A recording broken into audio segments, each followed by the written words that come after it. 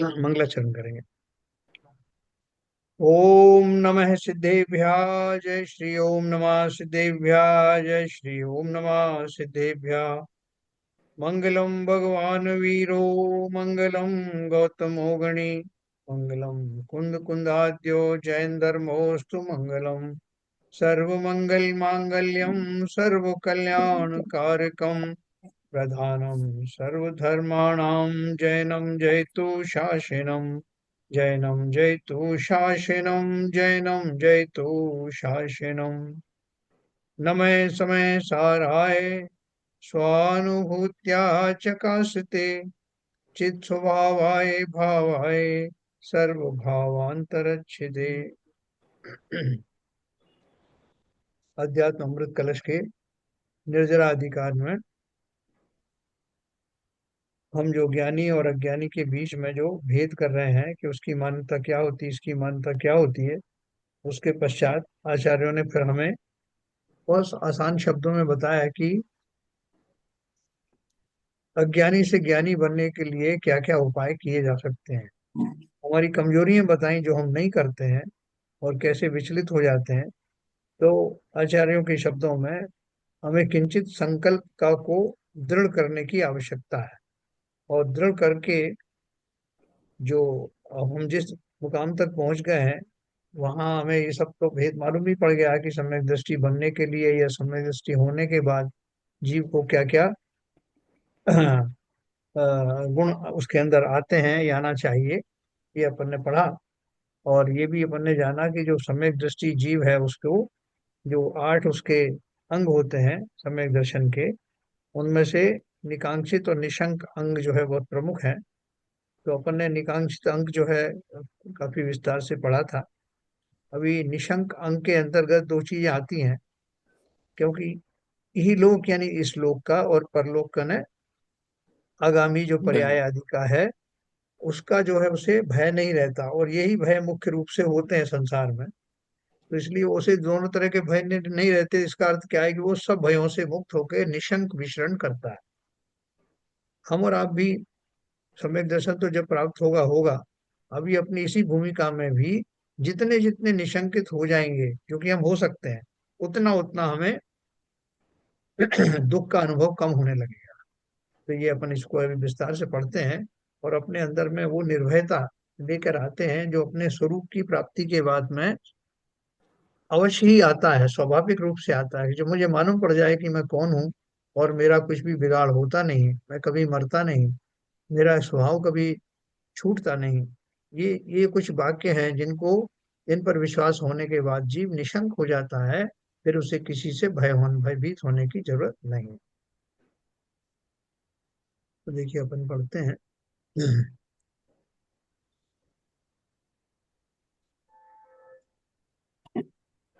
देखिए अपन ने पढ़ा था ये प्रकारांतर से। यह वर्णन निशंकित अंग का ही है। आत्मा के त्रिकाली स्वभाव की श्रद्धा ही निशंकित अंग है। शंका से भय का जन्म है। अतः इस प्रकरण में दोनों पर्यायवाची शब्द मान लिए गए हैं। हाँ? वे सात भय मिथ्या दृष्टि को ही होते हैं, जो इस प्रकार है। इस लोक का भय, इहलोक भय, परलोक भय, वेदना भय, अरक्षा भय, अगुप्ति भय, मरण भय और आकस्मिक भय। इस कलश में इहलोक भय और परलोक भय दोनों से मुक्ति की कथा लिखी गई है। यह समस्त दृश्यमान संसार अनंतानंत जीवों का मेला है। सभी जीव अपनी अपनी कर्मानुसार प्राप्त विभाव पर्यायों को भोग रहे हैं। इन सब का पारस्परिक संबंध वस्तुतः कुछ नहीं है। हाँ? कौन से संबंध की बात कर रहे हैं? जो हमारे एक दूसरे के प्रति साथ में जो संबंध होते हैं वो सब कैसे हैं? वास्तव में पारिवारिक संबंध वस्तुतः कुछ नहीं है। संबंध की मान्यता भ्रमपूर्ण है, अर्थात काल्पनिक है। प्रत्येक जीव अपनी पर्याय का भोगता है। वह दुख रूप हो, सुख रूप हो या दुख रूप, स्वयं उसे ही भोगनी पड़ती है। उसकी निज की विभाव पर्याय में ही उसका संसार है। हैं? वह सोचता है कि मेरी वर्तमान इस पर्याय में मेरे को कोई रोग आदि ना हो जाए, इस पर्याय का नाश ना हो जाए, मेरे द्वारा सुख के लिए संचित पदार्थों का वियोग ना हो जाए, मेरे कष्ट निवारक तथा सुख में सहायक इष्ट जनों का वियोग ना हो जाए, अथवा मेरे शरीर का या आयुष्य का अंत ना हो जाए, इत्यादि प्रकार के विविध संकल्प विकल्प संसारी मूढ़ मिथ्या दृष्टि को उठते रहते, और वह इन शंकाओं के कारण सदा भयभीत रहता है। इसे ही इहलोक भय कहते हैं बहुत बढ़िया, बहुत बढ़िया। ना। नहीं, बहुत ही स्पष्ट और सूक्ष्मता से हाँ, डिस्क्राइब किया है। पूरा कवर किया है और हमारी भाषा में बात की है। हमारी बात कही। बिल्कुल। तो ये बिल्कुल वास्तव में सही आपने कहा, हमारी बात की गई, मतलब हम सबका ऐसा चिंतन तो है ही ना। यस यस, इसी से तो गिरे हुए हैं। इसी से करें, और यही सब भय है हमको, इस भय से हम निरंतर आक्रांत रहते हैं। जब यह मिथ्या दृष्टि जीव देखता है कि मरण अवश्यम भावी है, शरीर का वियोग सबको देखा जाता है, तब मेरे शरीर का नाश भी अवश्य होगा। संसार के इस अकाट्य मरण के नियम का अपवाद मैं कैसे हो सकूंगा। ये सारी दुनिया मर रही है, ये भी जानता है, लेकिन फिर भी उसे डर लगा रहता है कि यार मैं भी मरूंगा क्या।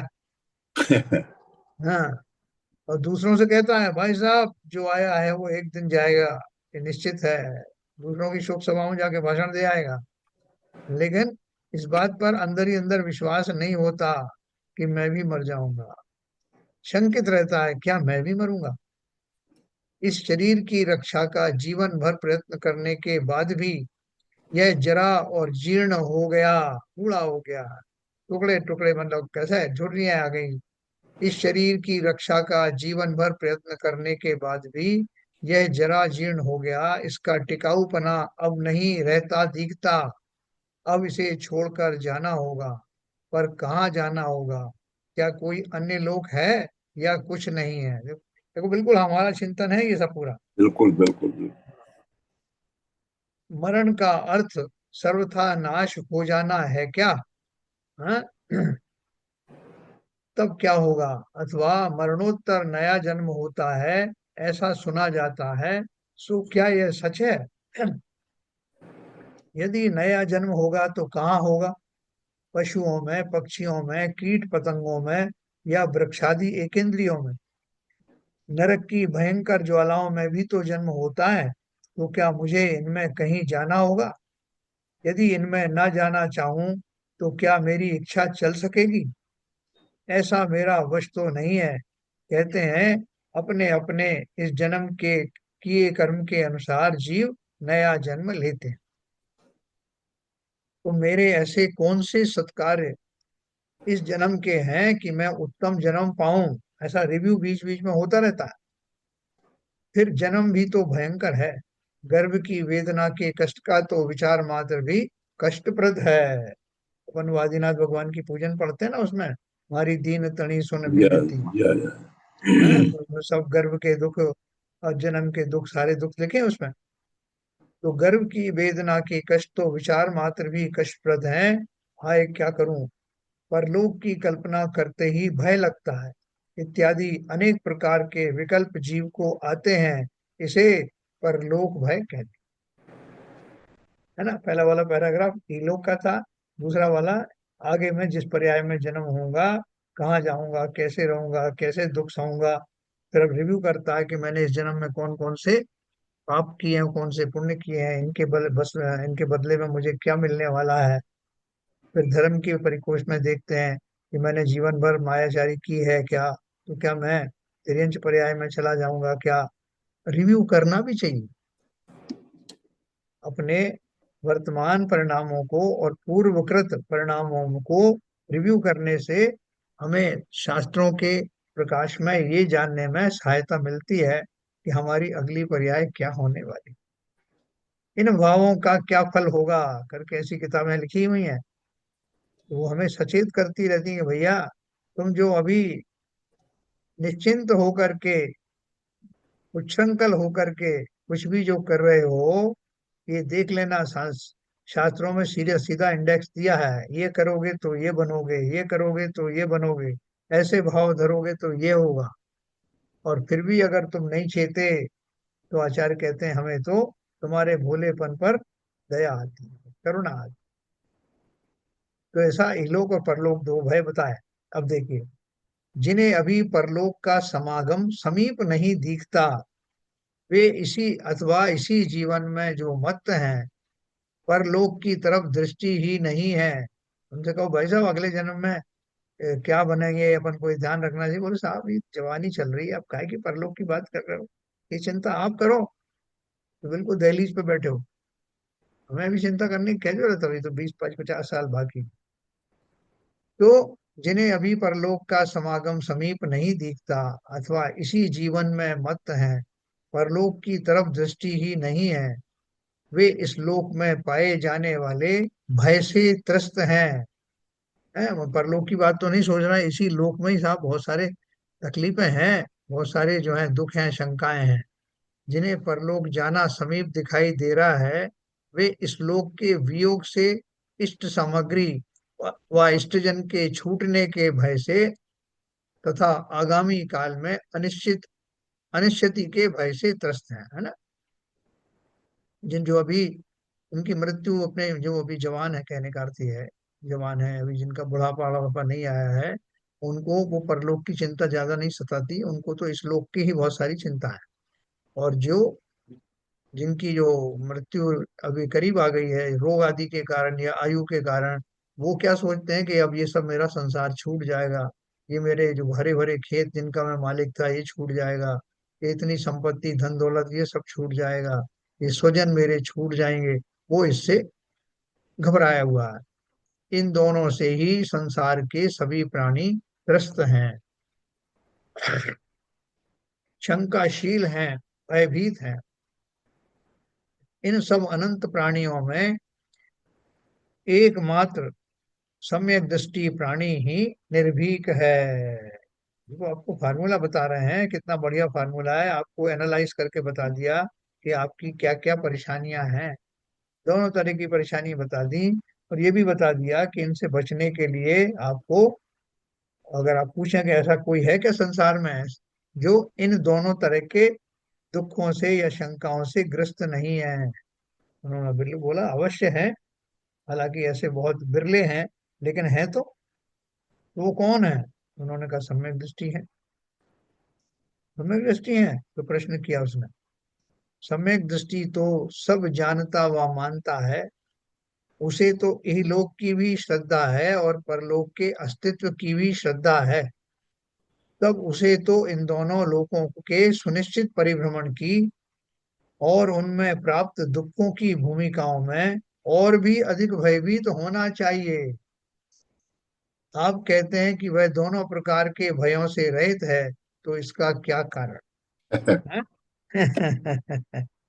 क्या बोल रहे हैं कि जैसे हमने देखा ही नहीं है वो दुखों को, तो वो जब देखे ही नहीं तो हमें उतना भय नहीं होगा, आपकी सुनी सुनाई बात है तो हमने मान लिया, तो हमें कोई ज्यादा फर्क नहीं पड़ेगा। लेकिन जिसने उसको मानो एक तरह से साक्षात देखा है, साक्षात अनुभव किया है कि ऐसी ऐसी प्रॉब्लम जो है संसार में है, और उसका पक्का दृढ़ श्रद्धान है, तो ऐसा व्यक्ति तो स्वाभाविक रूप से ही डरना चाहिए, उसको तो और ज्यादा डरना चाहिए कि मेरी आंखों की दृष्टि अगर कमजोर हो गई है, मैंने कुछ हल्का फुल्का ऐसा देख लिया कि जिससे मुझे लग रहा है कि ये भय के कारण है, तो जिसकी चश्मा तेज है या जिसकी नजर तेज है, उसने तो जो है बहुत अच्छे से देखा है, तो उसको तो और भयभीत होना चाहिए। तो वो उसका आंसर चाह रहा है चेला, तो क्या बोल रहे हैं, स- समाधान है, कारण यह है कि सम्यक दृष्टि की दृष्टि अपने ध्रुव चैतन्य स्वरूप को प्राप्त कर सकी है, वह इस चैतन्य लोक में है और सदा इसी चैतन्य लोक में रहेगा। सम्यक दृष्टि की दृष्टि में शरीर पौद्गलिक जड़ रूप एक अपने से भिन्न वस्तु है, उसके विनाश होने पर वह आत्मा का नाश नहीं देखता और ना उसकी उत्पत्ति में अपनी उत्पत्ति देखता है ना। किसकी उत्पत्ति में, शरीर की। केवल पूर्वबद्ध कर्म के संयोग की भूमिका में होने वाला यह लोक मेरा स्वरूप नहीं है। मेरा चैतन्य स्वरूप ही मेरा लोक है। जब तक कर्म का संयोग है तब तक शरीर का संयोग होता ही रहेगा। अनादि काल से यह परंपरा चली आई है। जब तक मुक्ति नहीं होगी तब तक यह परंपरा बनी रहेगी। इसमें हर्ष विषाद सम्यक दृष्टि को नहीं होता, अतः वह शंका रहित भय रहित है। हैं? तो बोल रहे हैं कि वो, आपका कहना सही है कि वो इस सारे संसार में जो जो घटना हमने शास्त्रों के माध्यम से जानी है, वैसा उसको दृढ़ता के साथ प्रतीत होता है। तो बिल्कुल ऐसा ही है, पूरे विश्वास के साथ होता है। लेकिन साथ में उसको वो अपने स्वरूप का विश्वास भी तो होता है ना, इसलिए वो शंकित नहीं रहता। हमें हमें क्या है, अपने स्वरूप का भान है नहीं। और वो जो भय भय दिखते हैं, उन भय से हम परेशान तो रहते ही हैं। इसलिए वो स्वरूप का चिंतन ना होने के कारण कि मैं कभी मरता नहीं, मेरा कभी कुछ बिगड़ता नहीं, वही तो एक संजीवनी है। वो जिसके पास होगी वो डरेगा क्यों। किसी को बोल दो भैया तुम्हारा कुछ नहीं होगा, तुमने अमृत पी रखा है, तो वो तो और बड़ा होकर के सामने सीना तान के चलेगा ना। उसे किस बात का भय। तो सम्यक दृष्टि ने ही ऐसी संजीवनी, ऐसा अमृत पान कर रखा है कि उसकी दृष्टि अपने स्वरूप को प्रखरता के साथ देख पाती है। और अपने स्वभाव पर विश्वास होने के कारण वो इहलोक और परलोक में होने वाली घटनाओं से भयभीत होता नहीं। जब तक मुक्ति, अनादि काल से यह परंपरा चली आई है, जब तक मुक्ति नहीं होगी तब तक ये परंपरा बनी रहेगी, उसे ये भी मालूम है।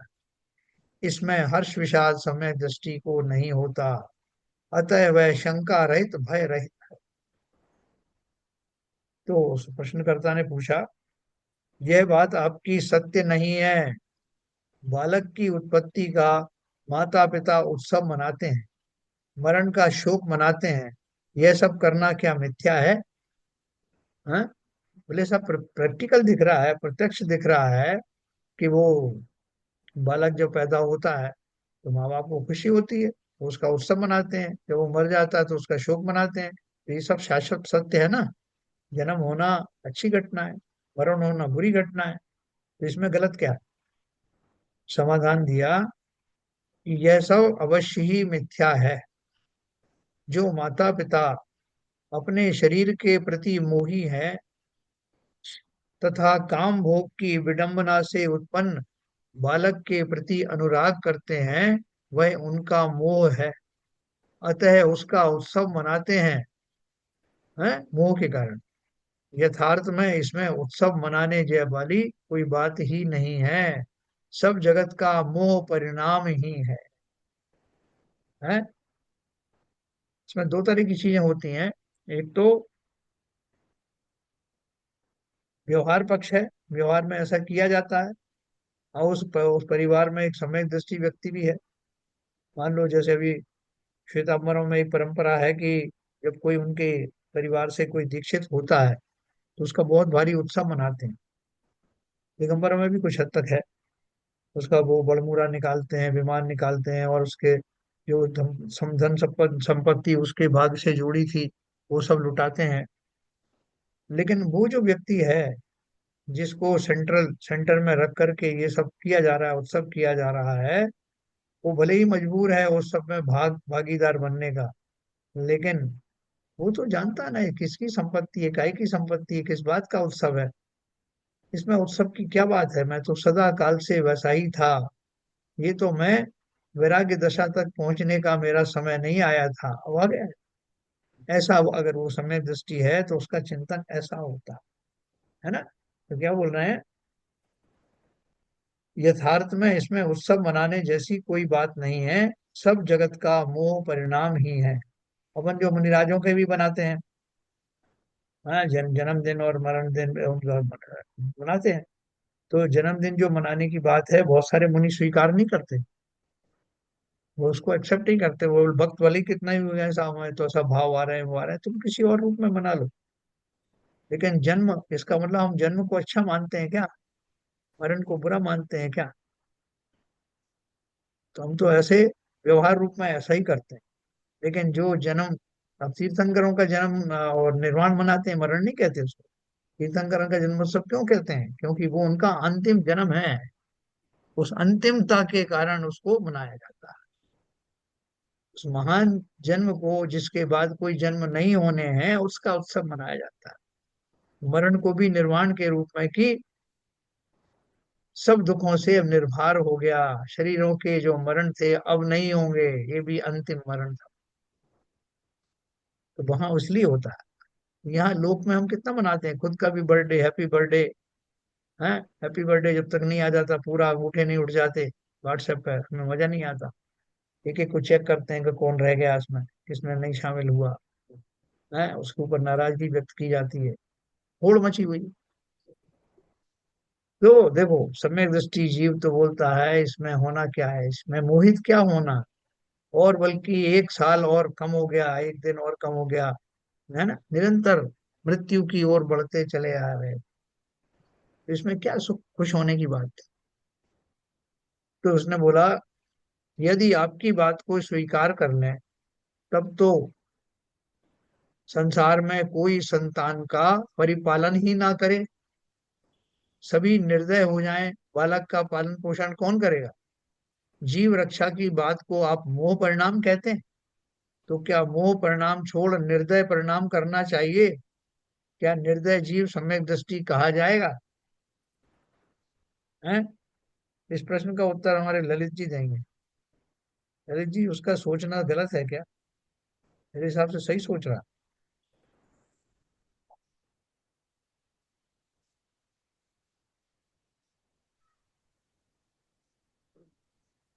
नहीं, बात तो सही है एक्चुअली, क्योंकि अगर जो मोक्षगामी मोक्षगामी जो मोक्ष मार्गी है जीव, हम्म। हम्म। उसका तो सोचना ऐसे ही होगा, क्योंकि उसको भेद ज्ञान की प्राप्ति होगी, सम्यकदर्शी भेद ज्ञान की प्राप्ति हो गई है। हाँ। गृहस्थ है तो वो इस तरह के फंक्शन करते ही है। नहीं, ये जो और प्रश्न है ना, ओनली एक सौ हाँ, इक्यानवे नंबर का प्रश्न। 91। हाँ, वो बोल रहे हैं, यदि आपकी बात को स्वीकार कर लें, तब तो संसार में कोई संतान का परिपालन ही ना करे, सभी निर्दय हो जाएं, बालक का पालन पोषण कौन करेगा? जीव रक्षा की बात को आप मोह परिणाम कहते हैं। तो क्या मोह परिणाम छोड़कर निर्दय परिणाम करना चाहिए? क्या निर्दय जीव और सम्यक नहीं, दृष्टि मतलब जो कहा जाए? जिम्मेदारी है उसकी तरह से करना पड़ेगा। हाँ। अगर बहुत ज्यादा आसक्ति होकर करेंगे, मोह के रूप में बहुत ज्यादा मोह रहेगा, हम्म। तो फिर वो दुख का कारण भी कभी बन सकता है। बच्चे की तबीयत खराब होगी तो आप बहुत ही आकुल हो गए, या कुछ हम्म। और कोई वाकया हो गया तो परेशान हो गए। हम्म। तो जो जीव को जो इस भव में उस पर्याय में जो जिम्मेदारी मिली है, उसका तो निभाना जरूरी है उसको। कहना ये है कि मतलब जिम्मेदारी समझ करके भले ही उसको निर्वाह करो, लेकिन मोही मत बनो। हाँ, वही वही मत नहीं बने, या मतलब थोड़ा बहुत तो मोह होगा, क्योंकि अगर जिम्मेदारी का एहसास तभी आएगा जब मोह होगा। अगर मोह अगर हम जीरो कर दें तो जिम्मेदारी भी कैसे होगा आदमी को। हाँ, नहीं वो अगर मैं देखो। ऐसा सोचता हूँ एक्चुअली, अगर मान लीजिए कि मोह को एकदम, राग को एकदम जीरो कर दिया, तो जो हाँ। जिम्मेदारी का लेवल का क्या होगा। सर हाँ, भरत चक्रवर्ती ये पूरे राज्य के वो थे, अधिपति थे। अधिपति थे, और वो सम्यकदर्शी थे, उनको कोई मोह नहीं था, फिर भी जिम्मेदारी बहन करते थे। वो तो सब अभी करंट बात ही बोल रहे हैं। जैसे अगर अभी हैं? अभी अभी जो वो जो पुरानी बातें हैं उसका हमको नहीं पता कि वो किस तरह जिम्मेदारी निभाते थे, क्या करते थे। नहीं नहीं, पता है। अभी जब इस भाव में जो हमारे जैसे साथी लोग हैं या हम खुद हैं, तो अगर हम अपने अपने व्यवहार को देखें उस समय, तो क्या हम इतने जिम्मेदारी जीरो मोह के साथ हम निभा पाते हैं क्या जिम्मेदारी? मैं जीरो मोह और जिम्मेदारी भी निभा रहे हैं। सर ऐसा ऐसा, ऐसा होना, फिर वो तो सम्यकदर्शी थे ना तब, तो ये इसलिए वो ऐसा सम्यकदर्शी की थे तो बात एक्चुअली। हो रही है, ये बात जो नहीं हो नहीं, रही हम ठीक है। एक्चुअली हम बोल रहे आपकी हैं बात अभी ठीक है। गृहस्थ लोगों के लिए। देखो, आपकी बात सही है। इसका मतलब क्या है कि अपन सब मोह के शिकार हैं, हम वैसा नहीं कर हाँ, पाते, ये तो बात फैक्ट है। यस। हम नौकरी करते हैं, जॉब करते हैं, तो जॉब में भी हम उसको जिम्मेदारी से इसलिए निभाते हैं कि हमको अपनी आजीविका से मोह है। आपका कहना ये है, तो कहीं ना कहीं मोह का, तो हम संसारी जीव हैं तो है ही ना मोह। लेकिन आपने बिल्कुल। ये भी देख लिया, जो नरसिंह साहब ने कहा कि ऐसी उदाहरण भी हैं जिसमें निर्मोही होकर के भी काम किया जा सकता है, और ऐसे जीव सम्यक दृष्टि होते हैं। नहीं, जो हमें, प्रश्न है साहब 191 नंबर का, हाँ, वो मूलतः तो प्रश्न यही है कि तो सम्यक सम्यकदर्शी दृष्टि होगा जीव, तो फिर वो सब गृहस्थ वाले काम करेगा क्या? करते हैं ना। अवन वो राम सेठ और राम मुनि। रामचंद्र जी सम्यक दृष्टि थे, उन्होंने युद्ध भी लड़ा, सब किया, छाया सम्यक दृष्टि थे। ये तो ये सीता तो जी का फैक्ट है ना, परिपालन इसको किया। तो मानना ही पड़ेगा ना। नहीं सर, अगर हम आज का भी एग्जाम्पल देख लें, ठीक है, हम अपने हाँ, घर में सोचते हैं कि भाई हमारा मोह है, लेकिन मैं नीचे गया लिफ्ट से और एक बच्चा जिसको मैं जानता भी नहीं, किसी और का बच्चा है, वो गिर गया और उसको चोट लगी हुई है और उसको खून निकल रहा है, और मैंने उसको उठाया, थोड़ा उसको फर्स्ट एड कराया और उसको जो है उसके उसके माँ बाप के साथ, उसके पेरेंट्स के साथ में छोड़ के आया। अब मैंने ये जिम्मेदारी निभाई, क्या इसमें मेरा मोह था?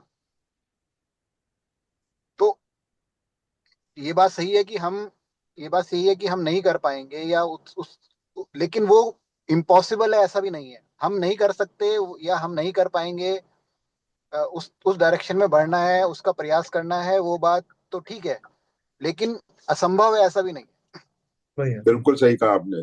बहुत बढ़िया। देखिए, अभी हम संसारी जीव हैं, अब मिथ्या मिथ्या से भरे हुए हैं, तो इसलिए इस चीज को रियलाइज नहीं कर रहे। मगर यहाँ जो प्रश्न है 191 नंबर का, वो इसी के ऊपर है। क्योंकि लास्ट में लिखा है, क्या निर्दय निर्दय जीव सम्यक दृष्टि कहा जाएगा? ये सम्यक दृष्टि के बारे में ही प्रश्न पूछा है। वो निर्दयी थोड़ी है, वो निर्दयी नहीं है, वो अपनी निर्मोही जिम्मेदारी है, निभा रहा है। निर्मोही निर्मोही है। है। हाँ, निर्दयी में, निर्मोही में, दोनों में बहुत अंतर है। रख है, बिल्कुल सही कहा। मतलब उसको निर्दयी की भाषा तो ऐसी लगती है द्वेष से भरा हुआ हो।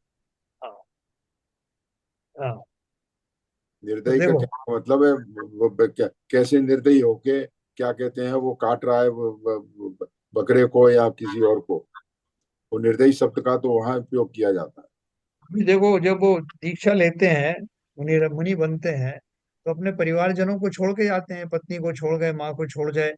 तो ये शिकायत होना चाहिए, तुम कैसे निर्दयी हो, पूरे परिवार को छोड़ के जा रहे हो, उनको कौन पालन पोषण करेगा, छोटे छोटे बच्चों को छोड़ के जा रहे हो, कैसे निर्दयी हो तुम, ऐसा अपन कहें उनको। नहीं, निर्दयी नहीं कहते, निर्मोही तो कह सकते हैं।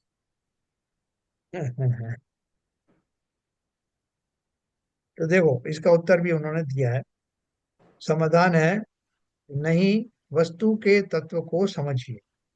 जब मोही प्राणी काम भाव से संतप्त होता है, तब काम संपर्क करता है। इसी प्रकार काम की वासना से संतप्त स्त्री पुरुष का समागम होता है। उनके उस समागम के फलस्वरूप यदि कोई संतान होती है, तो माता पिता उसे इसलिए प्यार करते हैं कि वह उनकी काम वासना का फल है। जीव रक्षा की पुण्य भावना से उसे नहीं पालते। जैसे और जीवों की रक्षा करते हैं ना, उस जीव उस तरह का नहीं होता है। स्वाभाविक रूप से उनका वो उसमें प्रेम उमड़ आता है, क्योंकि वो उनके उनके किसी क्रिया का फल है, वह उनकी काम वासना का फल है। जीव रक्षा की पुण्य भावना से उसे नहीं पालते। यदि ऐसा होता, तो स्वयं पर की संतान जिन्हें मानते हैं, उनका भी यथोचित पालन पोषण रक्षण करते। जीवों के प्रति दया परिणाम पालन करने का बहुत विस्तृत क्षेत्र है।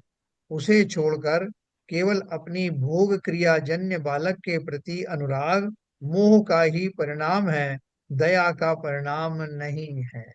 ये बहुत बढ़िया डिस्टिंक्शन दिया।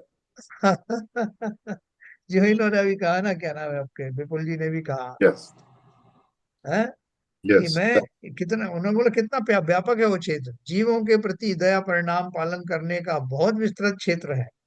नहीं, लेकिन हम उन, विपुल जी ने ये समाधान सुनने से पहले ही इतना हाँ, बढ़िया एग्जाम्पल दिया, बी फिटिंग, तो उसका कोई जवाब नहीं। तो ये देखो, हमको ये बातें जो है बिल्कुल अपने बिना बायस हुए ये समझना है ना। हमें अगर कोई शंका है तो शंका को अपन दूर करेंगे लेकिन इस भाव से कोई भी अपन को प्रश्न नहीं देखना है कि मैंने पहले ऐसा कहा है इसलिए मैं उस पर अभी दृढ़ रहता हूँ, नहीं। अगर कहीं हमारी मान्यता में कुछ है तो शास्त्रों के माध्यम से उसको अपन को ढीला करना है और यथा योग वस्तु स्वरूप को समझना है। तो इस हिसाब से उन्होंने बोला, होवे प्रेम परस्पर जग में, मोह दूर ही रहा करे। हाँ देखिए, मेरी भावना में। इसलिए कहा सब जीवों से प्रेम हो और मोह किसी से ना हो, इसका अर्थ ही है। तो अगर मैं जैसे सेठ मुनीम की उदाहरण दी जाती संसार में, मैं अपने परिवार में समस्त परिजनों का लालन पालन इसलिए करूं कि वो मेरी जिम्मेदारी है, वहां तक बिल्कुल सही है, करना भी चाहिए, उसके लिए कोई मना नहीं कर रहा है। लेकिन उसमें मोहित होना, मोहित होने का अर्थ क्या है कि ये मरा तो मैं मर गया। बहुत सारे लोगों के जब बच्चे, कोई जवान बच्चे छूट जाते हैं, बिछोह हो जाता है, तो वो कैसे विलाप करते हैं कि साहब मेरा तो सब कुछ चला गया, मैं इस पर ही आश्रित था, मेरा क्या होगा, मेरा रहना मुश्किल बेकार है। ऐसे विवल होकर के रोते हैं। उसके पीछे हम और आप सब हो सकते हैं उसमें, उसके पीछे हमारा उस व्यक्ति के प्रति, उससे जुड़े अपने हिडन स्वार्थ के प्रति हमारा मोह होता है। ये चला जाएगा, मैं संपत्ति किसके नाम करूंगा, मैं बूढ़ा हो जाऊंगा तो मुझे कौन संभालेगा। ये सारे स्वार्थ उसके साथ में परोक्ष रूप से जुड़े रहते हैं। और मेरी कोख से जन्म लिया है माँ, ऐसा सोचती है, इसलिए उसको वो मोह होता है। पिता भी सोचता है कि हमारे संयोग से इसका उत्पन्न हुआ है, मैं इसका पिता हूँ, इसलिए उसे मोह होता है। तो ये संसार के जो नाते रिश्ते हैं, वो नाते रिश्तों के कारण जगत के सारे ही जीव बाई एंड लार्ज इसी मोह के कारण से व्यस्त रहते हैं। तभी तो उन्होंने कहा कि कि जो अपनी 12 भावना वगैरह में यही तो, जहां देह अपनी नहीं तहां ना अपना को, घर संपत्ति पर प्रकट है, पर है परिजन लोग।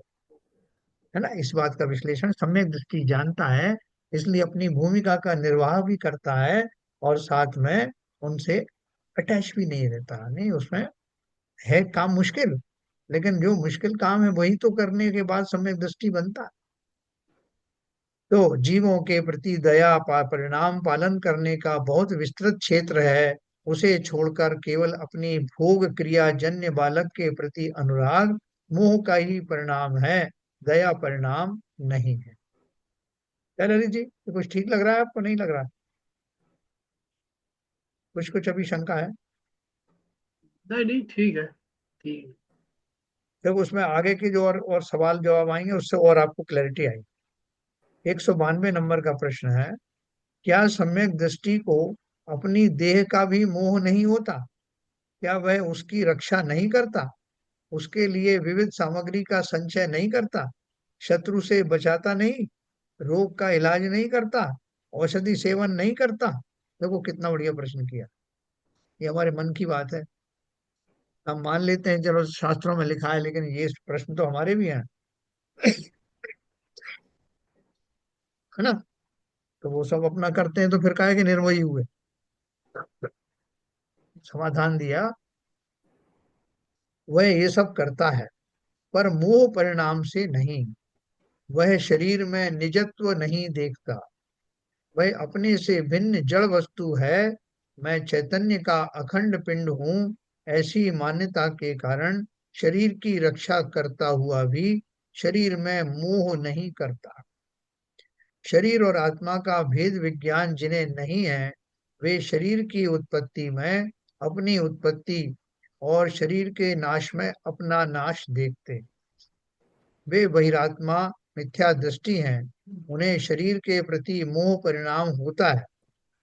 उनके इहलोक और परलोक भय का कारण यही मोह है। दर्शन मोह कर्म के उपशम क्षय और क्षयोपशम की अवस्था होने पर आत्म सूर्य का प्रकाशमय उदय जिनके हुआ है, वे जीव सम्यक दृष्टि हैं। उनका मोह परिणाम अस्त हो गया, देहात्म भेद विज्ञान प्रकट हो गया।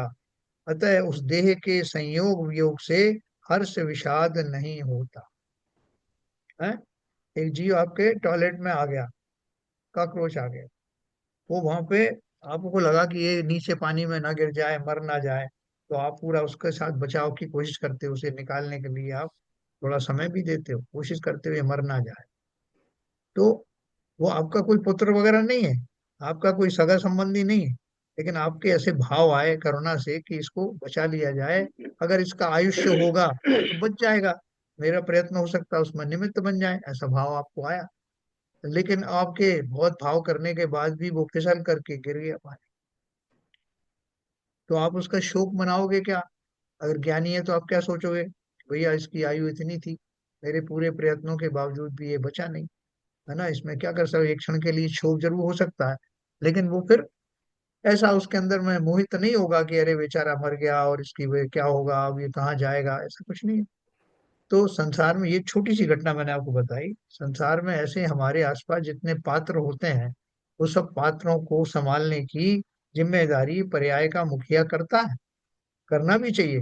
लेकिन अगर किसी कारण से वो नहीं कर पाता है, या वो उनका जो डिजायर्ड रिजल्ट नहीं आता है, तो उसका वो खेद भी नहीं करता, अपना भरसक प्रयत्न जो भी कर सकता है पुरुषार्थ करता है, लेकिन उसको इसी भाव से करता है ना। मुनि संघ में भी मुनि एक दूसरे की वो चर्याएं करते हैं, एक दूसरे का वो करते हैं, लेकिन फिर भी, हाँ भैया वृत्ति करते हैं, लेकिन फिर भी अगर किसी का आयुष्य पूरा हो गया है तो उसका विषाद भी नहीं करते, अपना सारा पुरुषार्थ करते हैं। तो आप बोलोगे साहब ऐसा तो बहुत संभव नहीं है, तो बिल्कुल बात सही है आपकी, क्योंकि ऐसे करने वाले विरले होते हैं। हम और आप क्यों नहीं है, हम और आप तो भीड़ में है, वो करने वाले विरले ही होते हैं, इसमें कोई शंका नहीं। लेकिन जो कर पाते हैं, उन्हीं का तो मुक्ति मार्ग खुलता है, वही सम्यक दृष्टि होती। तो उन्होंने अगला प्रश्न किया, लोक में धर्म प्रभावना हेतु जन्मोत्सव मनाने में क्या हानि है? धर्मात्मा पुरुषों की ही तो जन्म जयंतियां हम मनाते हैं, इससे तो धर्म की प्रभावना ही होती। तो जो प्रश्न मैंने ऊपर उठाया था वो यहाँ आया। समाधान है, इस प्रश्न का समाधान पहले कलश 10 की टीका में कर दिया है। धर्म प्रभावना तीर्थंकरों के कल्याणकों के मनाने से होती।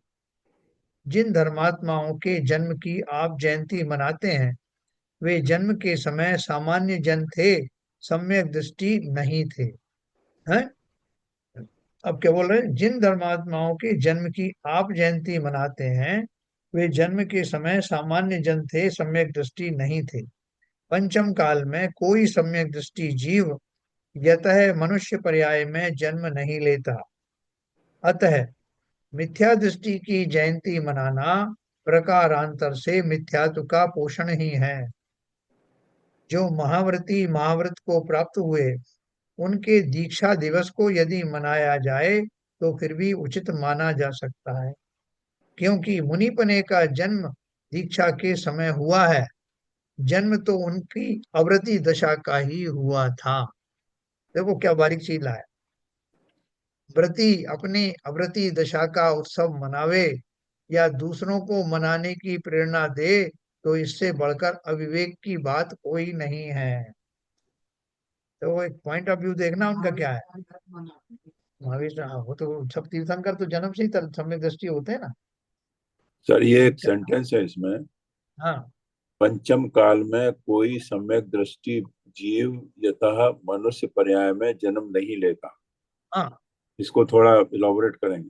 हाँ, देखो ना, पंचम काल में जो कोई भी जीव है, जितने भी जीव जन्मते हैं पंचम काल में, कोई सम्यक दृष्टि जीव सम्यक लेकर के पंचम काल में आता ही नहीं। अगर वो सम्यक दृष्टि जीव है, इस पंचम काल में उत्पन्न होगा ही नहीं, ये रूल है, नियम है।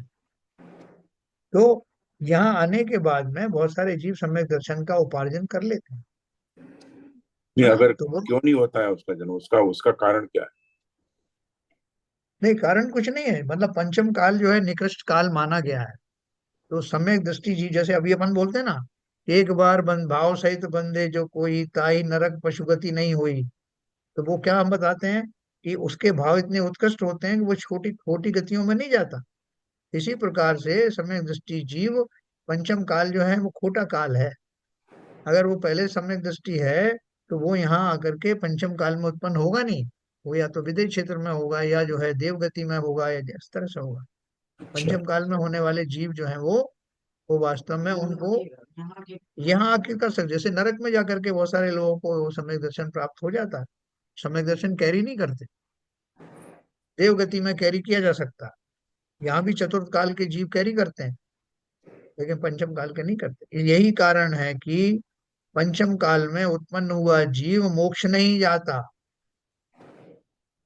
चतुर्थ काल में पैदा हुआ जीव अगर पंचम काल में निधन को प्राप्त होता है तो वो मोक्ष जा सकता है। जैसे जम्बू स्वामी का है, गौतम स्वामी, वो कौन से थे, और भी बहुत सारे ऐसे हुए हैं जिनका जन्म चतुर्थ काल में हुआ और निर्माण पंचम काल के जब जस्ट शुरू हुआ पंचम काल उसमें हुआ। ऐसे बहुत सारे हैं। हाँ, ऐसी बात है। ठीक है, तो मैंने प्रबुद्ध आपके प्रश्न का वो उत्तर दे पाया। प्रबुद्ध केवल है, मतलब जो जो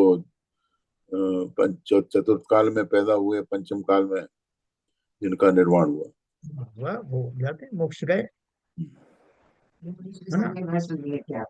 हाँ, क्योंकि हमें दर्शन था उनके पास, जी जी। चतुर्थ काल में लेके आए। तो इसलिए तो पंचम काल में मोक्ष कोई नहीं जाता, समय दर्शन ही नहीं है। लेकिन आप कहोगे जिसने समय दर्शन एक्वायर कर लिया वो तो मोक्ष जा सकता है ना। तो उसके लिए क्या बैन क्यों है? क्योंकि उसका जो है वो समय दो क्षयिक समय दृष्टि नहीं होता। पंचम काल में जो समय दर्शन दिया जाता है वो क्षयिक समय दर्शन नहीं होता, और मोक्ष जाने के लिए क्षयिक समय दर्शन की आवश्यकता। तो ठीक है सर। रामचंद्र जी कौन से काल में पैदा हुए? ये तो सब चतुर्थ काल की घटना है ना, और मुंशी व्रतनाथ के जमाने में थे ना रामचंद्र हाँ ठीक है, समझ जी। तो पंचम काल की मैंने आपको बात बताई, आपका अच्छा प्रश्न था।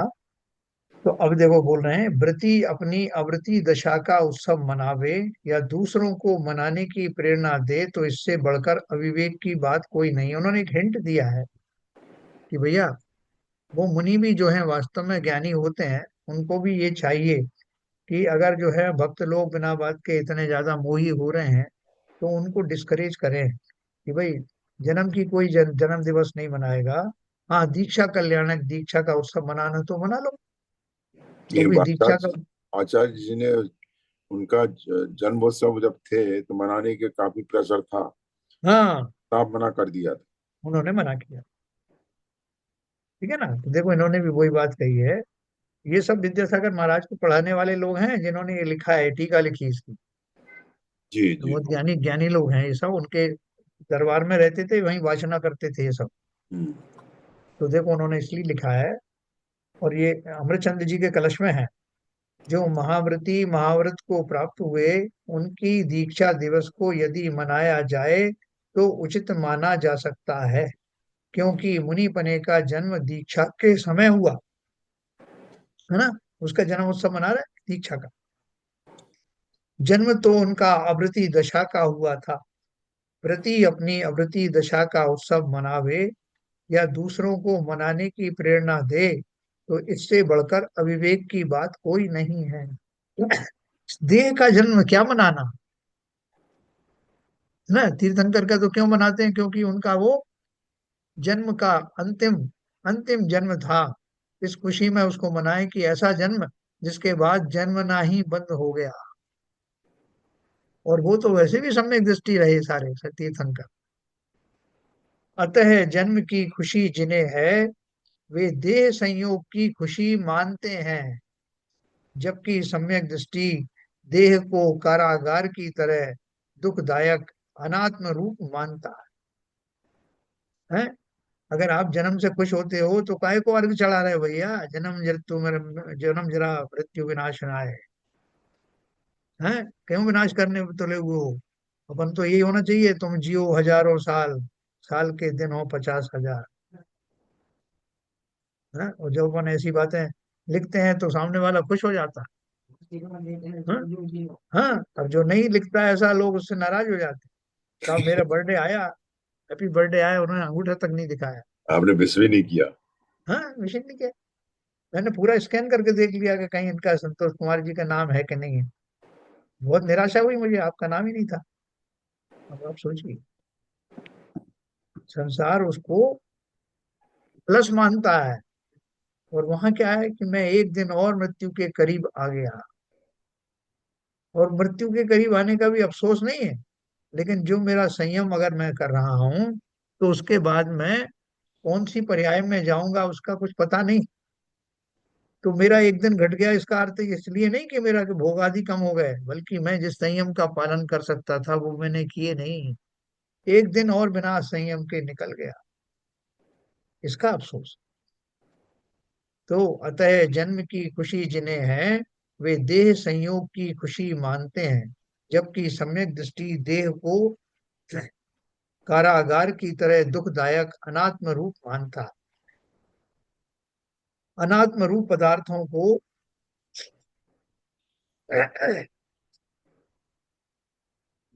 अनात्म रूप पदार्थों को सम्यक दृष्टि हे तत्व मानता है। यही कारण है कि उसे उनके संयोग या वियोग में हर्ष विषाद नहीं है, हैं? संयोग में हर्ष हो तो वियोग में विषाद भी अवश्यंभावी है।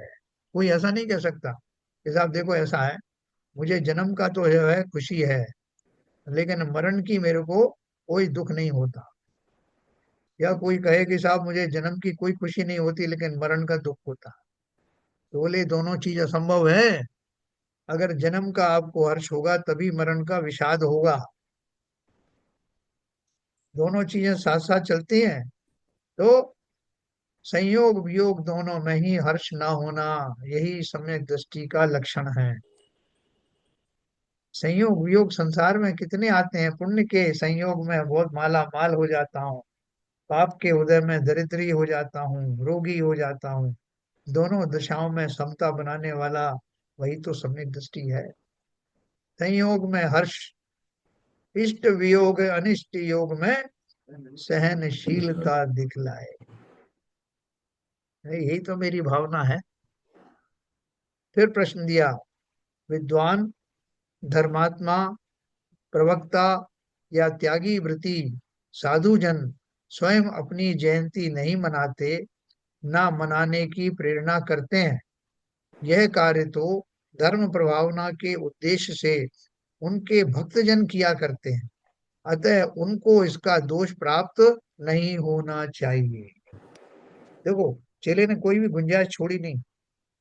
वो बोल रहा है कि भाई साहब, वो मुनियों का, उन विद्वानों का क्या कसूर है। उन्होंने थोड़ी कहा कि हमारी जयंती मनाओ।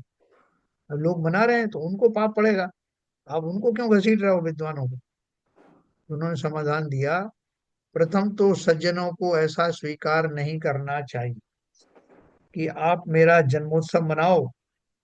फिर भी यदि भक्तजन मनाते हैं तो भक्तों के हित की दृष्टि से ऐसे कार्य से उन्हें रोकना चाहिए। यह कार्य धर्म प्रभावना का नहीं है, व्यक्ति प्रभावना का भले ही हो। जो कार्य धर्म का है, जो कार्य धर्म का है नहीं, उससे धर्म प्रभावना कैसे हो। मिथ्या मान्यता को प्रोत्साहित करना अकल्याणकारी है। देखो, मुझे कहना नहीं चाहिए लेकिन एक हार्ड सत्य ये भी है कि मुनि महाराज बैठे हुए हैं, और मुनि महाराज के प्रेजेंस में लोग जो है वो स्त्रियों से नृत्य करवाते हैं। अरे चलो, क्या बोलते हैं उसको, भक्ति करो। हाँ, वो भक्ति का स्वरूप क्या है कि वो जो महिलाएं हैं जिस भी रूप में है, कैसे भी हाव भाव हो रहे हैं, कैसे भी घूम फिर करके वो सब कर रही हैं, और कोई फिल्मी धुन पे या नहीं भी फिल्मी धुन पे, और नृत्य उन्मुक्त होकर कर रहे हैं, और वो जो कराने वाले ऑर्गेनाइजर है उनको बहुत प्रोत्साहित कर रहे हैं। और ये सब मुनियों के समक्ष हो रहा है, जो कि महाव्रत के धारी हैं, ब्रह्मचर्य व्रत के, ब्रह्मचर्य महाव्रत के धारी मुनिराज हैं। उनके सामने इस तरह के नृत्य होना, और वो ना कह पाए वो बात अलग है, लेकिन उन्हें इस बात का, एक बार अगर उन्होंने खंडन किया तो दूसरी बार किसी की हिम्मत नहीं होगी कि मेरी प्रेजेंस में, हमारी प्रेजेंस में ये नहीं होगा। भक्ति तो वैसे भी हो सकती है ना, उसके और सब बहुत सारे तरीके हैं। जरूरी नहीं कि घूम घूम करके नृत्य करवाना महिलाओं से वही जो है भक्ति कहलाई। लेकिन अब वो काल दोष कह लो या जो भी कह लो, वो कह नहीं पाते या कहना नहीं चाहते, जो भी बात रही हो। यहाँ आप और दूसरे ग्रंथों में देखना तो ये बात भी का भी उसका उन्होंने ऑब्जेक्शन लिया। एनीवे, बहुत सारे मुनि तो अपने प्रेजेंस में बोलियां नहीं बोलने देते। मैं महुआ में था तब वहां इनका चतुर्मास हुआ था, विद्यासागर महाराज। तो पहली बार उनके सामने लोगों ने बोली बोलने का दुस्साहस किया तो उन्होंने वहीं रोक दिया कि भैया ये क्या कर रहे हो, हम चले जाएं तब बोल देना। और लोगों ने उनसे कहा कि महाराज आपके जाने के बाद कौन देगा पैसे, ये तो इसलिए हम इसको यूज कर रहे हैं। तो वो बड़े दुखी हो गए वो इस बात से। थोड़ी देर तो उन्होंने आर्ग्यू किया था, फिर उसके बाद में भले ही वो समता में चले गए, लेकिन उन्होंने ऑब्जेक्शन किया। तो जहां भूली जैसी क्रिया को आप बोले ये तो पवित्र क्रिया है, उस समय धन इकट्ठा होगा उसका फलाना, जब ऐसी क्रिया के लिए भी उनके लिए वर्जित है, तो सोचो कि इस तरह के जो हाव भाव युक्त जो स्त्रियों के नृत्य हैं वो कहाँ तक उचित हैं उनकी प्रेजेंस में। तो चलो जो कार्य धर्म का है नहीं, उससे धर्म प्रभावना कैसे होगी। मिथ्या मान्यता को प्रोत्साहित करना अकल्याणकारी है? इहलोक के पदार्थ शरीर तथा पंचेंद्रियों के साधनभूत सचेतन अचेतन या मिश्र पदार्थ हैं। इनके संयोग में हर्ष मनाने का अर्थ है कि इनका वियोग जो अवश्यम भावी है उसके प्रति विषाद की भावना होगी तथा इन विषाद प्राप्ति की आशंका का भय होगा। यही तो इलोक भय है। इस बात को अपन यहीं छोड़ेंगे, कल अपन इसको और विस्तार से पढ़ेंगे क्योंकि ये हमारे लिए बहुत आवश्यक है। हम जो कुछ अभी धर्म का ह्रास हो रहा है, जो इस तरह की घटनाएं बहुत बढ़ती जा रही हैं, कम से कम हम उसका स्वरूप तो जाने कि वो वास्तव में वांछनीय है या नहीं है। हम कुछ कर पाए या ना कर पाए वो बात की बात। तो कल अपन इसको यहीं छोड़ करके आगे अपन चलेंगे कि इस श्लोक के और कौन कौन सी चीजें हैं, इसमें और भी बहुत सारी चीजें, उदाहरण भी आएंगे कि अपन कल पढ़ते हैं। तो ये हमारे लिए कुछ प्रैक्टिकल चीजें हैं कि ये हाइपोथेटिकल हैं, क्या हरभजन यही एक प्रैक्टिकल चीज है जो की जा सकती है सर। साहब? ऐसी अवस्था में मुनि व्रत धारण करना तो मुश्किल है, लेकिन सर्टेनली ये चीजें तो की जा सकती है। ये तो जीवन का जो सांसारिक जीवन का कटु सत्य बताया है सब, बहुत ही सूक्ष्मता से स्टेप बाय स्टेप सब बातों का विवरण किया है उन्होंने। हम कहाँ पर गलती कर रहे हैं यस, एक्चुअली। हम कहाँ पर स्टैंड करते हैं, हम आज के जीवन में इसका पूरा वो ज्ञान दिया है। जवानी में क्या है, बचपन में क्या है, बुढ़ापे में क्या है, क्या भाव होते हैं पहले के, और ये परलोक और ये लोक और परलोक की जो जो डेफिनेशन दी है, और उसका जो दोनों कॉम्बिनेशन लास्ट स्टेज में आता है, बहुत ही मार्मिक। और एक और चीज सर, इसमें थोड़ा सा मुनिराज को भी थोड़ी सी डांट पिलाई गई है कि भैया देखो आपके सामने ये सब हो रहा है, आप तो कम से कम अनुमोदना मत करो। यस यस यस, अनुमोदना नहीं करो, वो तो उनके सामने तो हो ही रहा है, उनके तो निर्देश में हो रहा है। अनुमोदना तो कहाँ, अनुमोदना की क्या बात है। देखो, इससे अपने को एक क्लैरिटी आएगी कि हम भी समाज के एक अंग हैं। तो अगर मान लो हमारा वश नहीं भी चलता है, तभी हमें ये तो ज्ञान होना चाहिए कि क्या सही है क्या गलत यह है अब ना। उससे उसमें कम से कम हम अनुमोदना तो नहीं करेंगे। अनुमोदना नहीं करेंगे, और हम जब मुनि बनेंगे, क्योंकि ये संस्कार साथ जाएंगे, भले ही इस जन्म में ना बनो, जब भी बनोगे ये संस्कार साथ जाएंगे कि क्या उचित है क्या अनुचित है, इसका विवेक लेकर जाएंगे। सर कभी कभी ऐसे कार्यक्रम करने की जिम्मेदारी भी दी जाती है, हाँ तो उस जिम्मेदारी से भी आपको निर्वत होना पड़ेगा, बोलना पड़ेगा भाई मैं ये नहीं करा सकता हूँ, मेरे भाव नहीं बनते। सर है ना, अभी जो बहुत सारे लोग शांति धारा नहीं करते, आपने हाँ देखा होगा। हाँ, बहुत सारे लोग आरती नहीं करते, उसके पीछे उनकी दृढ़ता है, यस, संकल्प है। संकल्प है। तो उसमें वो नहीं होते कि लोग क्या सोचेंगे मेरे बारे में। उनकी अपनी मान्यता है कि मैं भगवान के सामने, वीतराग भगवान के सामने कुछ वांछा नहीं करूंगा, कुछ कामना नहीं करूंगा, इसलिए नहीं करता। बाकी लोग तो घबरा के कर जाते हैं कि भैया जितने लोगों के बीच में क्या लोग कहेंगे, चलो कर दो। लेकिन ये दृढ़ता आई कहाँ से? चलिए, नहीं, समय हो गया। उसका तो दूसरा स्वरूप है साहब। शांतारा में जो मंत्र बोले जाते हैं, जो जितने भी, हाँ, उसका हाँ, आपने विवेचन करके पहले दूसरा स्वरूप बताया था हाँ। कि वो आकांक्षा के रूप में नहीं हो रहा है, वो तो उनके प्रताप से ऐसा हो रहा है। नहीं, तो देखो वो उसको लोगों का वैसा निवारण, समझे तब ना, वैसा कोई समझे तब ना, अपन नहीं तो मानता के रूप में। भावना जब शानदार हो रही है या कर रहे हैं आप, हाँ, तो इस हाँ। तरह के भाव रखें कि भाई जो भी इसमें मंत्र बोले जा रहे हैं कि इसका निवारण हो, वो उसका निवारण हो, उसका मतलब यह है कि मैं इसकी आकांक्षा नहीं कर रहा हूँ। जो कुछ ये होगा वो आपके प्रताप से होगा। आप तो ऐसा, वीतरागी हैं, आप तो कुछ नहीं करते हैं। हाँ, आपके प्रताप से होता ही है। वो आपके सीधी बात। प्रताप से ही होता है, जैसा मानतोंगाचार्य ने अपने वक्तामर के स्तोत्र में बोला है, वही भावना है। ठीक है ना, चलो अपन इसकी चर्चा और करेंगे कल। तो अच्छा विषय आया है, बहुत अच्छी भाषा में आया है। समय हो गया, जिनवाणी स्तुति करें। ललित जी की है। आज पर मैंने 1 महीने में बैठ के स्वाध्याय सुना। अरे बहुत बहुत बधाई हो। वाह वाह वाह, बहुत अच्छी। बिल्कुल पूरे जल्दी ठीक हो जाओ। ना, लेट लेट के नहीं तो परेशान हो गई थी। ये सब समझ में आ रहा है आपको जो चल रहा है अभी? आ रहा है सर। हाँ, बहुत बढ़िया। चलिए साहब, जिनवाणी आ स्तुति। रहा है, मैं भी नहीं करती आरती वगैरह ऐसे उठा के। अच्छा अच्छा, वेरी गुड।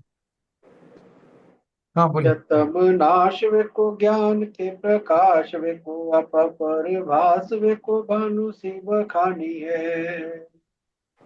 छो द्रव्य जान वेको बंध विधि भान वेको स्वपर पिछान वेको परम प्रमाणी है। अनुभव बताए वेको जीव के जताए वेको कहु न सताए वेको भव्य और हानि है। जहाँ तहाँ तार वे को पार के उतार वे को सुख विस्तार वे को यही जिन वाणी है।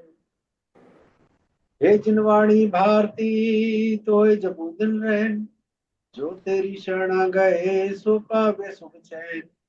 या वाणी के ज्ञान से सूझे लोकालो, सो वाणी मस्तक धरो सदा देते हैं दो, सदा देते हैं दो। जिन वाणी माता की जय।